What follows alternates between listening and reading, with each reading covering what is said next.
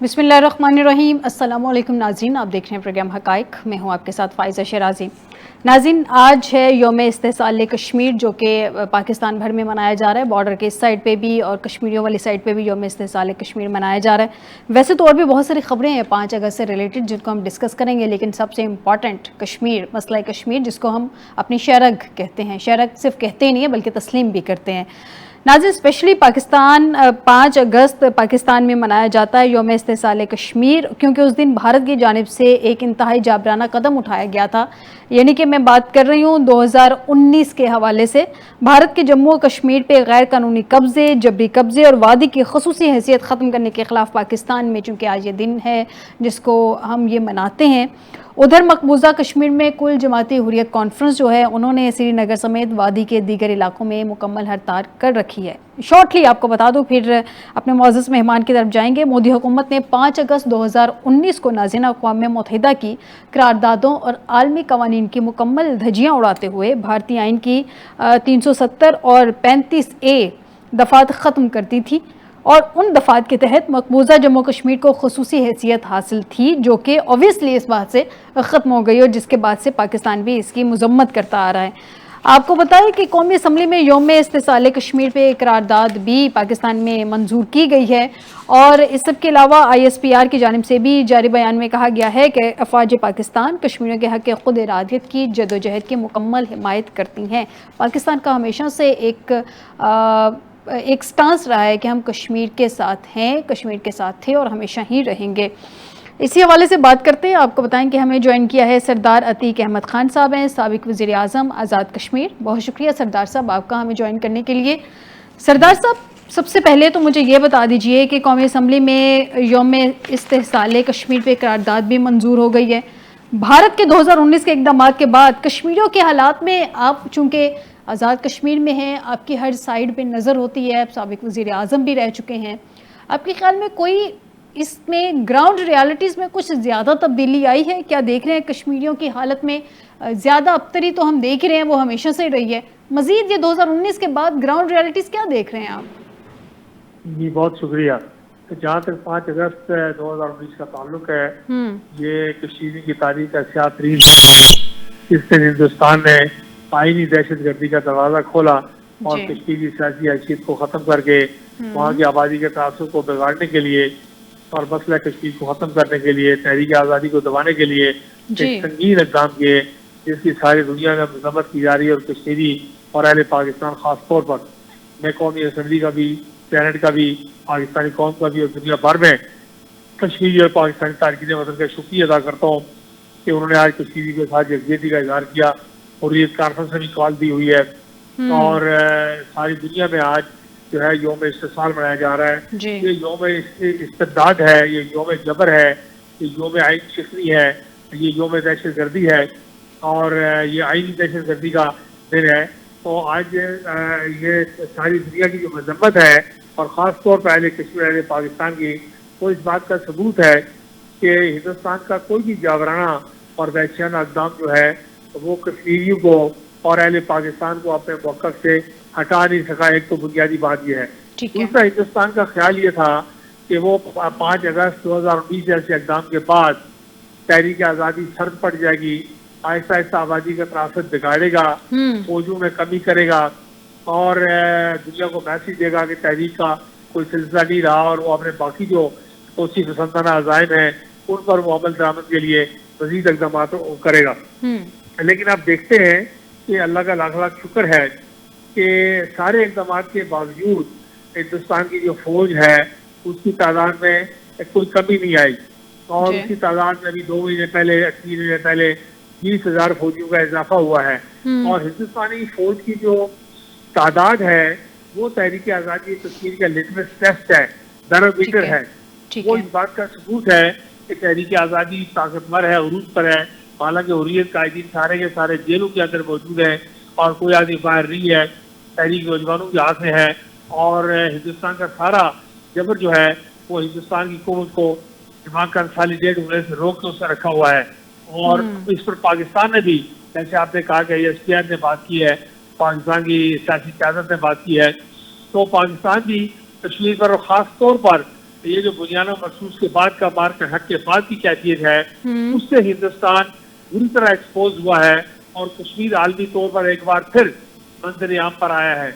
अमरीकी सदर को बात करने की जरूरत पड़ी और सालसी की पेशकश की और मसला कश्मीर को हालत मसला करार दिया और अक़वाम मुत्तहिदा की करारदादों का जिक्र आया। इसका मतलब ये है कि हिंदुस्तान के सारे हरबे जो हैं वो तहरीक आज़ादी और कश्मीर के हवाले से अल्लाह के फजल से नाकाम हो चुके हैं जी। हिंदुस्तान का ख्याल ये था कि वो आबादी का तनासब बिगाड़ेगा और आने वाले किसी वक्त में वो जो है इस्तिस्साब राय की बात ही मानेगा और हक़ खुद इरादत को भी तस्लीम करेगा, राजकुमारी की तरफ ही जाएगा।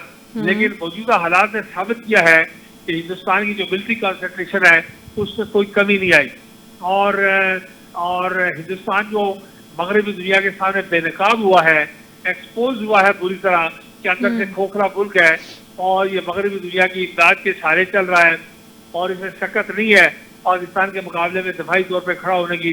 उनका ख्याल था कि पाकिस्तान अंदरूनी मामलात में उलझा हुआ है, दहशतगर्दी का शिकार है, सियासी और माशियत में इस्तेकाम है, 50 बातें हैं।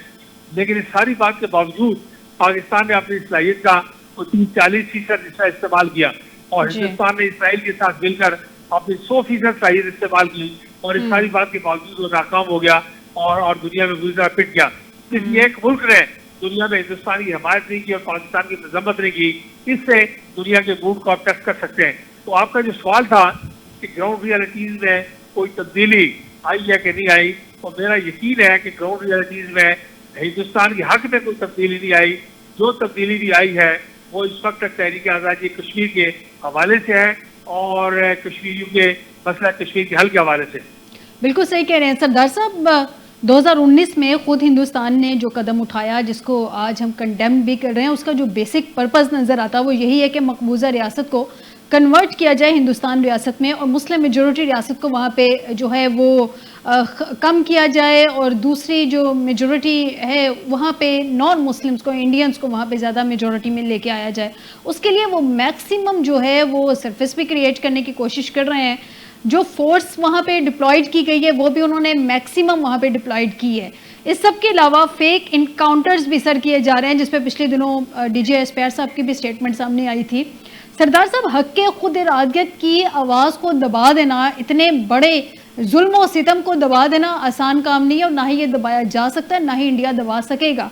लेकिन बेसिक इस देश के वो भी अब इस इशू पे जब पाक भारत जंग के बाद इस इशू को इंटरनेशनली डिस्कस किया जा रहा है, आपको लगता है कि भारत मजीद अपने इकदाम से इसको दबा सकता है या दबाने की कोशिश कर सकता है?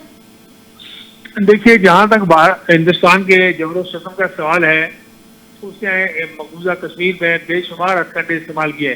मकबूजा जम्मू कश्मीर में इक्तिसादी दहशतगर्दी हुई, माशी दहशतगर्दी हुई, सकाफती दहशतगर्दी हुई, सियासी दहशतगर्दी हुई, इंतजामी दहशतगर्दी हुई।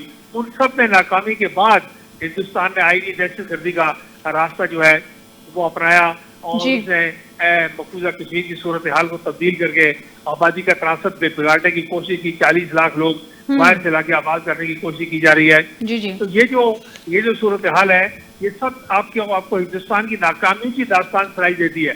किसी एक बात पर हिंदुस्तान को कामयाबी होती तो वो दूसरा कदम कभी न उठाता, लेकिन सब बाहर जितने मैंने गिनवाए और उसके अलावा भी हैं, उन सब पर हिंदुस्तान को नाकामी हुई है। और अल्लाह का करम है कि कश्मीरी अपने रास्ते पर पूरी इस्तिकामत के साथ खड़े हैं, अपने मौक़िफ़ के साथ खड़े हैं, पाकिस्तानी परचम बुलंद किए हुए हैं, पाकिस्तानी परचम में अपनी लाशों को दफनाने को तरजीह देते हैं और अपने हक खुद इरादत से किसी सूरत भी वो उस मुतालबे से दस्तरदार होने के लिए तैयार नहीं है। तो ये जो सूरत हाल है, ये इस बात की खबर देती है कि कश्मीरियों की 6 लाख की कुर्बानियां रायगान नहीं जाएंगी और आने वाले वक्त में देखिए ना, हालात तब्दील होते हैं। एक बुनियाना मखसूस का वाक़ा हुआ तो सारी दुनिया का मूड और मिजाज तब्दील हो गया। पाकिस्तान की सारी दुनिया में पजीराई शुरू हो गई, हिंदुस्तान सारी दुनिया में मजम्मत का शिकार हुआ। तो इस तरह का कोई एक आध वाक़ा और हुआ तो हिंदुस्तान घुटनों के बल गिरेगा जमीन पर और हिंदुस्तान के अंदर जो 25-30 इलाके की तहरीकें चल रही है वो खुद इतनी बेकाबू है कि हिंदुस्तान में से किसी पर काबू पा सकने की पोजीशन में नहीं है। तो इसलिए हिंदुस्तान भी अपने बड़े गहरे अंदरूनी मसाइल का शिकार है। उसको मगरबी दुनिया ने चीन के खिलाफ एक हवा खड़ा किया हुआ था, लेकिन बुनियाना मखसूस से साबित हुआ कि वो तो पाकिस्तान का एक जोरदार वार नहीं सह सकता। तो इसलिए मेरा यकीन है कि कश्मीरियों की कुर्बानियां रायगा नहीं जाएंगी और ये जो तकसीम हिंद का नाम कमल एजेंडा है इसे आने वाले वक्त में मुकम्मल होना है इंशाल्लाह। इंशाल्लाह। सरदार साहब, थोड़ा इसका पॉलिटिकल एंगल भी देख लेते हैं। ये जो कश्मीरी आबादी के तनासुब की हम बात कर रहे हैं, कॉन्स्टिट्यूएंसीज की बात कर रहे हैं, आपके नॉलेज में होगा कॉन्स्टिट्यूएंसीज जो वहाँ पे भारत की जानिब से अब तब्दील की गई हैं, तकरीबन 3,50,000 आबादकारियाँ जो कश्मीरी हैं उनको वो लाकर जो है वो वहाँ पे नॉन सब्जेक्ट कश्मीरी जो है उनको लाकर वहाँ पे बसाया गया है। अब जम्मू में 6 लाख नई कॉन्स्टिट्यूएंसीज उन्होंने बनाई है सर, नई 6 जो हैं वो कॉन्स्टिट्यूएंसीज को ऐड किया गया, जबकि कश्मीर को 1 दी गई है। जम्मू का आबादी में तनासुब जो पूरी स्टेट का है वो 44% आता है, मगर उसको 6 सीट्स दी गई है और जहां मुस्लिम अक्सरियत है वहां पे सिर्फ 1 सीट है। आबादी का तनासुब तब्दील करने की ख्वाहिश बज़ाहिर नज़र तो आती है, उसकी कोशिश भी प्रैक्टिकली हमें नज़र आती है, लेकिन क्या जब ये इशू को टेकअप किया जा रहा है इंटरनेशनली तो ये जो 370 और 35A को बाय फोर्स उन्होंने तब्दील किया है, क्या इसकी अगर वापसी होती है तो ये जितने भी इकदाम किए जा रहे हैं इन सबकी भी वापसी हो जाएगी आपके ख्याल में? देखिए, गुजारिश ये है कि हिंदुस्तान का जो बुनियादी मंसूबा है वो 40 लाख लोगों को जम्मू और कश्मीर के अंदर लाके आबाद करना है, नई कॉन्स्टिट्यूएंसीज क्रिएट करनी है और ऐसे मौके पर जाना है, ऐसे हालात की तरफ जाना है कि जहाँ वो ये कह सके कि कश्मीरियों का क्या मुतालबा है। रायशुमारी चाहते हैं, पाकिस्तान रायशुमारी चाहता है, अक़वाम मुत्तहिदा की करारदादों के मुताबिक इस साल राय चाहता है, इसके लिए हम तैयार हैं। ये मैं फॉर साइड आइडिया बयान कर रहा हूँ, लेकिन बिल्कुल ये बात उनके बैक ऑफ द माइंड मौजूद है कि वो इस तरह की सूरत हाल को ज़हन में रखे हुए हैं कि वो किसी वक्त ऐसा करें कि अच्छा जी हम इस साल में राय करवाते हैं और ये जो गैर कश्मीरी वोट है उसको हिंदुस्तान के हक में इस्तेमाल करते हैं। लेकिन अल्लाह का लाख लाख शुक्र है कि आज़ाद कश्मीर के अंदर, गिलगित बल्तिस्तान के अंदर, पाकिस्तान में जम्मू और कश्मीर के जो डिस्प्लेस लोग हैं, महाजरीन हैं उनके वो और जो कश्मीरी तारकीन वतन हैं उन सब की तादाद जो है वो अल्लाह के फजल करम से 60-70 लाख से ज्यादा है और वो लेजिटिमेट कश्मीरी है। अगर किसी वक्त ऐसा मौका आए तो ये इसमें भी हिंदुस्तान को कोई कामयाबी नहीं हो सकती और हिंदुस्तान जो है वो आखिरी हद तक जाने की कोशिश करेगा। और ये भी मैं आपसे गुजारिश करूँ कि ये जो वैश्याना इक़दामात हैं इनका ताल्लुक बीजेपी के साथ है, इनका ताल्लुक मोदी के साथ है, इंतहा पसंद तबके के साथ है और इंतहा पसंद तबका हिंदुस्तान में अब पूरी तरह कंडेम होता जा रहा है, दुनिया में भी कंडेम होता जा रहा है। इसलिए मेरा नहीं ख्याल कि आने वाले वक्त में हिंदुस्तान इस पॉलिसी पर ज़्यादा देर तक अमल कर सके और अल्लाह करेगा कि वो वक्त आएगा कि जब हमें अपने मौक़िफ़ में कामयाबी हासिल होगी और कश्मीरियों को आके खुद इरादत मिलेगा और सारा जम्मू और कश्मीर आज़ाद होकर पाकिस्तान की जुग़राफियाई, दिफाई और माशी सरहदात को मुकम्मल करेगा इंशाल्लाह। सरदार साहब, ये भी बता दीजिएगा, जैसे अभी ये बात हुई कि ये बीजेपी का एजेंडा नज़र आ रहा है, बीजेपी की गवर्नमेंट है तो चूँकि वो ये सारा कुछ कर रही है, एक्सट्रीमिस्ट है, इसमें तो कोई दो राय नहीं है। सर, जब हम बात करते हैं भारत में जमहूरियत के हवाले से, तो जमहूरियत में तो इस तरह से प्रेसिडेंशियल ऑर्डर पे इतने बड़े फैसले नहीं किए जाते हैं जिस तरह से ये इतना बड़ा फैसला हो गया ऑर्डर पर। क्या मोदी हुकूमत का, आपको क्या लगता है कि स्पेसिफिक ये मोदी हुकूमत का एजेंडा ही रहेगा? जिस तरह से ये प्रेसिडेंशियल ऑर्डर के तहत इसकी हैसियत ख़त्म की गई और जिस तरह से आबादकारियाँ वहाँ पे की जा रही हैं, या आने वाली कोई भी गवर्नमेंट भारत में उसका भी एजेंडा यही रह सकता है? लाइक कोई भी गवर्नमेंट या कांग्रेस भी हो सकती है, वो बीजेपी की इस एजेंडे को लेके चलेंगे या उनका कुछ स्टांस डिफरेंट होता हुआ आपको नज़र आता है कि हो सकता है डिफरेंट हो? देखिए, ऐसे है कि हिंदुस्तान की कोई भी हुकूमत हो, कोई भी तबका हो, उनका बुनियादी जो मनसूबा है वो तो उसी पसंदाना अज़ाइम का है, हेजमनी का है, डिजाइन फॉर एक्सपेंशन है, पाकिस्तान की तरफ बढ़ने का है, साउथ एशिया में छोटी रियासतों को हजम करने का है, हिंदुस्तान की बारादस्ती कायम करने का है, सिक्योरिटी काउंसिल में जाने का है, सिक्योरिटी काउंसिल की जो है वीटो पावर वाली मेंबरशिप हासिल करने का है। ये उनका बुनियादी प्लान है। लेकिन कांग्रेस ने भी इससे सबक सीखा है और हिंदुस्तान के बाकी तबकात ने भी सबक सीखा है। मेरा यकीन है कि बीजेपी की इन पॉलिसीज को, चूंकि राहुल गांधी के स्टेटमेंट आप पढ़ें, अपोजिशन के बयान को आप देखें, तो यूँ लगता है खुद बीजेपी के अंदर भी कोई बाज़ लोग, तो बाज़ दानिशवर जो हैं वो सारे इस बात पर मुत्तफिक हैं कि इस बात पर मुत्तफिक दिखाई देते हैं कि इस इंतहा पसंदी को ज्यादा देर तक कायम नहीं रखा जा सकता। दूसरी बात यह है कि जब तक हिंदुस्तान के पाकिस्तान के साथ ताल्लुकात ठीक नहीं होते उस वक्त तक इस खिते में अमन कायम नहीं हो सकता। हिंदुस्तान के अंदर चलने वाली तहरीकें जो है उनका रास्ता नहीं रोका जा सकता, और जनूबी एशिया में एटमी जंग को टाला नहीं जा सकता। इसके लिए दुनिया की भी एक जरूरत है कि पाकिस्तान हिंदुस्तान के ताल्लुकात, अमरीकी सदर कई बार बड़ी फातिहाना अंदाज में कह चुके हैं कि मैंने पाकिस्तान हिंदुस्तान की जंग टाली है और इसको रुकाया है, और अगर मैं नहीं बीच में पड़ता तो बड़ी तबाही हो जाती। तो ये जो ये सारा खिता चीन है, रूस है, हिंदुस्तान है, पाकिस्तान है, ये सारा ऐसे हथियारों से घिरा हुआ खिता है। इस खिते को इस तरह हालात गर्म पर नहीं छोड़ा जा सकता। इसलिए मैं समझता हूँ कि बीजेपी का इंतजामपंदी का एजेंडा अपनी जगह है, लेकिन बाकी लोग इससे सबक हासिल करेंगे और आने वाले वक्त में ये तजुर्बा हो गया है कि कश्मीर की तहरीक को दबाया नहीं जा सकता, और हर थोड़े अरसे के बाद आलमी सतह पर उसी को आवाज़ उठती है और उसकी बात करनी पड़ती है। इसलिए मेरा यकीन है कि किसी वक्त मुज़ाकरात में दरवाजे खुलेंगे और अक़वाम मुत्तहिदा की करारदादों की रोशनी में जो है हिंदुस्तान को फिर मुज़ाकरात की मेज़ बनाना पड़ेगा, आलिम आज़ादी को सालजी करनी पड़ेगी, और मसला कश्मीर जो है वो आपके खुद राज्य के उसूल की तरफ जाएगा। सरदार साहब, पिछले दिनों जब लोकसभा में बाकायदा तौर पे डिबेट की जा रही थी पाक भारत जंग के हवाले से, जो सूरत हाल रही उस दौरान और जो पहलगाम वहाँ पे वाक़या हुआ था, इस हवाले से बड़ी ठीक ठाक वहाँ पे डिबेट रही, इसका जिक्र भी रहा। तो सवाल ये उठाया गया कि आपने तो ये ख़ुसूसी हैसियत कश्मीर की ख़त्म कर दी थी, फिर कश्मीर में ये भी सवाल उठाया गया कि उसके बाद पहलगाम में ये वाक़या कैसे हो गया, किस तरह से ये, क्योंकि दावे किए गए थे नरेंद्र मोदी साहब की जानिब से कि वहाँ पे अमन अमान कायम हो जाएगा। अब प्रेशर है, इंटरनल प्रेशर भी है, एक्सटर्नल प्रेशर भी हम देख रहे हैं। अमेरिका की जानिब से भी डोनाल्ड ट्रंप बार बार ये बात कर रहे हैं, जब भी उनको मौका मिलता है कि उन्होंने पाकिस्तान और भारत के दरमियान सीज़ फायर तो करवा दिया, और फिर जब भी ये बात हो वो इसकी जिक्र भी करते हैं कश्मीर के हवाले से।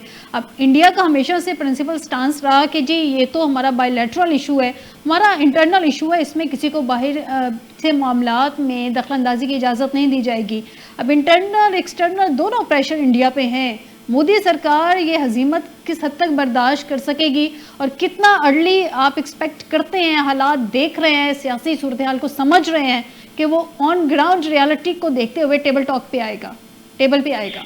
देखिए कौमी तहरीकों में कोई बाकायदा सालाना कैलेंडर बयान नहीं किया जा सकता, लेकिन जो दुनिया के हालात हैं, जो हिंदुस्तान के अंदरूनी हालात हो गए हैं, जो चीन का मौक़िफ़ है, वो दो टोक और सख्ती के साथ उनका मौक़िफ़ है।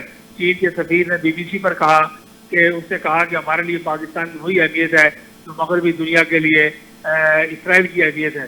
हिंदुस्तान चीन के सफ़ीर ने दिल्ली में कहा कि दुनिया का कोई मुल्क ये न समझे कि पाकिस्तान की शांति और बका खतरे में पड़ेगी और हम खामोश रहेंगे।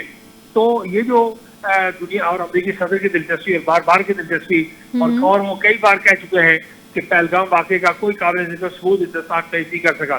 खुद अपोजिशन जो है, साबिक़ वज़ीर दाखिला जो है, वो ये बात कह चुके हैं कि इन लोगों की तरबियत हिंदुस्तान के अंदर हुई, पहलगाम वालों की, और इनका पाकिस्तान के साथ कोई ताल्लुक नहीं है। तो हिंदुस्तान की हुकूमत बुरी तरह कंडेम हो गई है हर बात के ऊपर।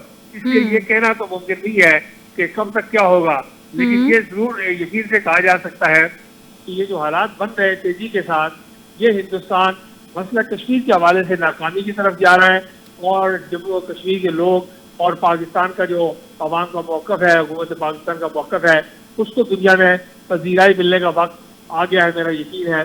और हिंदुस्तान में आपने देखे ना कि अमेरिका ने टैरिफ जो है पाकिस्तान पर कितना है, बांग्लादेश पर कितना है, लेकिन हिंदुस्तान में ज़्यादा टैरिफ आयद कर दिया। तो अमेरिका के साथ उनके बड़े गहरे ताल्लुकात हैं, स्ट्रेटेजिक ताल्लुकात हैं, दिफाई ताल्लुकात हैं, माशी ताल्लुकात हैं, लेकिन सारी बात के बावजूद हिंदुस्तान जो एक्सपोज हुआ है दुनिया में मरसूस है, उसके बाद बहुत तेजी के साथ, और फिर राहुल गांधी ने और बाकी लोगों ने कहा कि हमारी खारजा पॉलिसी की बुनियाद ये होनी चाहिए कि पाकिस्तान और चीन के दरमियान फासला पैदा हो, लेकिन बीजेपी ने ऐसे इक़दाम किए हैं कि चीन और पाकिस्तान और करीब हो गए हैं। अब ये जो हिंदुस्तान के अंदर से आवाज़ें उठ रही हैं और बैरून दुनिया से आवाज़ें उठ रही हैं, ये हिंदुस्तान में ये खिलाफ बहुत कम जो है वो देखने में आपको मिलेगी। दूसरा जो है, जहाँ तक दो तरफा ताल्लुकात का मामला है, हिंदुस्तान ने इंडस वाटर ट्रीटी को सस्पेंड कर दिया है, दो तरफा ताल्लुकात के मायदे को बाहर निकल आया है। हम शिमला मायदे से पहले, हम ताशकंद से शिमला मायदे से पहले मसला कश्मीर बैनुल-अक़वामी मसला था। शिमला मायदे के बाद ये दो तरफा ताल्लुकात का मसला हो गया, और हिंदुस्तान ने एक तरफा तौर पर इसकी बड़ी वायलेशन की। पाकिस्तान के पास ये ऑप्शन मौजूद है, वो किसी वक्त भी क्या शिमला माहे से इलाही इख्तियार कर सकता है, क्योंकि पाकिस्तान बुनियादी तौर पर अक़वाम मुत्तहिदा की करारदादों का जिक्र करता है और कोई बैन अवी माहिदा जो है वो उसे दो तरफा ताल्लुकात का माहिदा कमजोर नहीं कर सकता। इसलिए हमारा केस ही सारा बैन अवी करारदादों की बुनियाद पर है।